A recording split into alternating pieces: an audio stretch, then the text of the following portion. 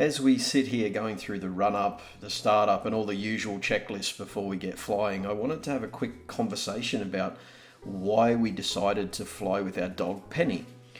For starters, we love our dog. We take her everywhere with us whenever we can, so it made sense for us to be able to take her flying with us as well and see some of the adventurous places that we plan to visit. But there's a few things to take into account here, of course. For starters, there's the noise of the aircraft. My wife and I both wear Bose hearing protection to make sure that our ears are looked after when we fly, and we need to provide the same for our dog Penny. Now, Penny, unfortunately or fortunately, is already quite old and also quite deaf, so it makes it less of a concern. But I would say for anyone who's got a dog that they wish to fly with, please make sure that you spend a bit of time understanding how you can protect their hearing. The other is just their nerves and anxiousness.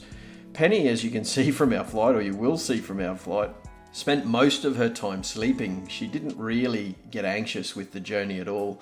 That's not always the case, and it really depends on your dog as to whether you can take them with you. Spend a bit of time with them around this sort of noisy environment to make sure that they're actually okay with flying first. Okay, ready? Ready.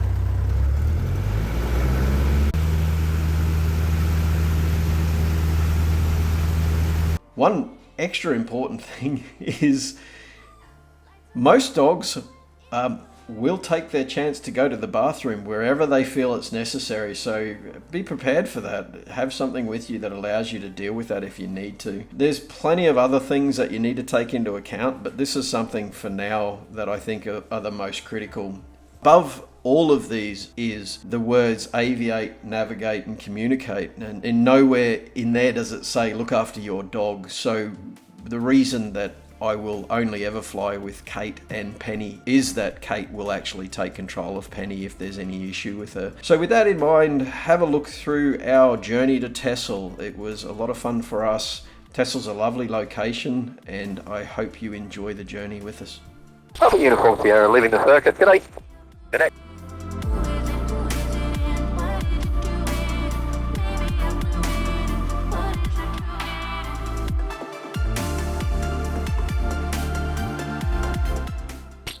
That's Mel Papa Hotel Charlie Uniform Sierra, just airborne Cougar. Good day.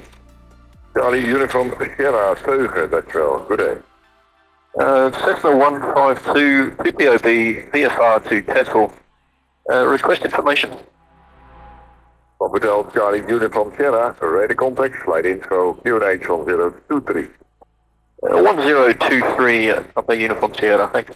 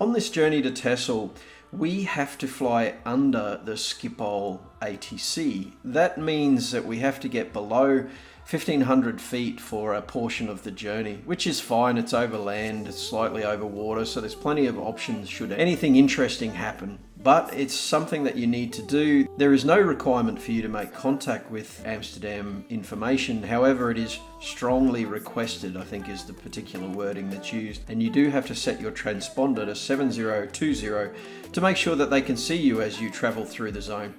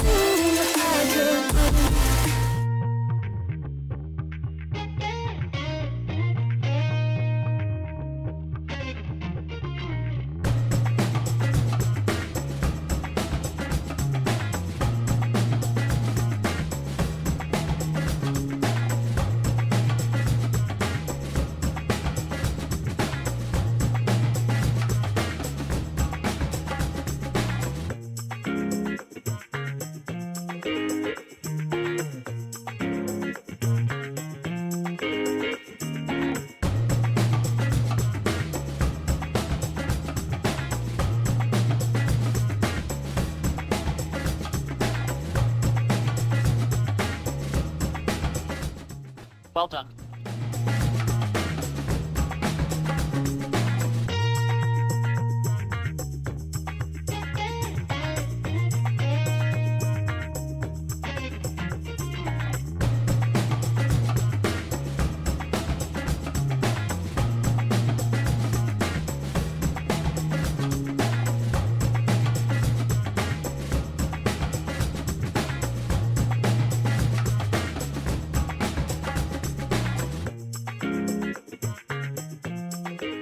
For those of you who thought the first landing was a fluke because it was so soft that Penny didn't even wake up, I just left this extra little tidbit here of the second landing on the return leg just as a little bit of proof that I actually managed to do it twice. Now, I'm going to say that it was all pilot capability rather than dog sleepiness, but it could be a little bit of both.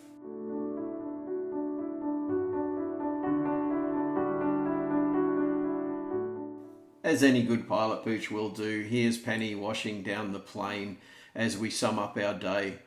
Please take the chance to like and subscribe. There'll be more to come.